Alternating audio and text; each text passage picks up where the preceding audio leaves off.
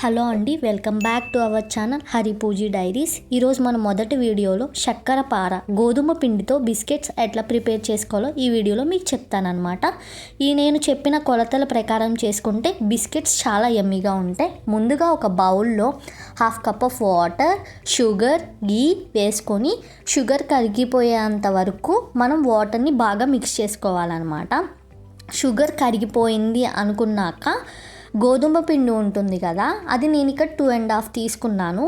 ఎందుకంటే షుగర్ కరిగింది కదండి, మనము బంకగా ఉండటం వల్ల పిండి ఎంత పడుతుంది అని ఎగ్జాక్ట్ దీనికైతే కొలత ఉండదు. పిండి వేసుకున్నాక కొంచెం యాలుక్కాయ పొడి, బేకింగ్ సోడా, సాల్ట్ వేసుకుని చపాతీ ముద్దలా కలుపుకుని ఒక 10 మినిట్స్ పక్కన పెట్టాలన్నమాట. నేను నా ఫస్ట్ వీడియోలో ఈ స్వీటే చేయడానికి గల కారణం ఏమంటే, మా హస్బెండ్కి నాకు మ్యారేజ్ ఫిక్స్ అయింది అన్నాక నేను ఫస్ట్ ఆయనకి చేసి ఈ బిస్కెట్సే ఆయనకి పంపించానమాట, ఫస్ట్ గిఫ్ట్గా. సో నేను ఇదే చేయాలనుకున్నాను అనమాట. తర్వాత చిన్న ముద్దను తీసుకుని చపాతీలాగా అద్దుకొని చిన్న బిస్కెట్స్ లాగా కోసుకుని పక్కన పెట్టుకోవాలండి. మీరు అనుకోవచ్చు, ఇట్లా కోసిన వాటిని ఒక ప్లేట్లో వేస్తాం కదా, అతుక్కుపోతున్నాయి ఏంటి అని.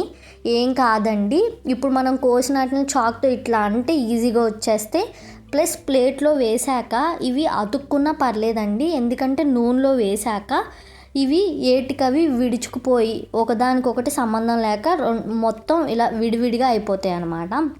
ముందుగా కడాయిలో మనం ఆయిల్ వేసి, ఆయిల్ బాగా హీట్ అయ్యాక మనము స్టవ్ ఆఫ్ చేసేసి ఇవి వేయాలండి. ఇవి వేసాక ఒకసారి పైకి ఇట్లా లెగిచాయి అన్నాక స్టవ్ ఆన్ చేసుకోవాలన్నమాట.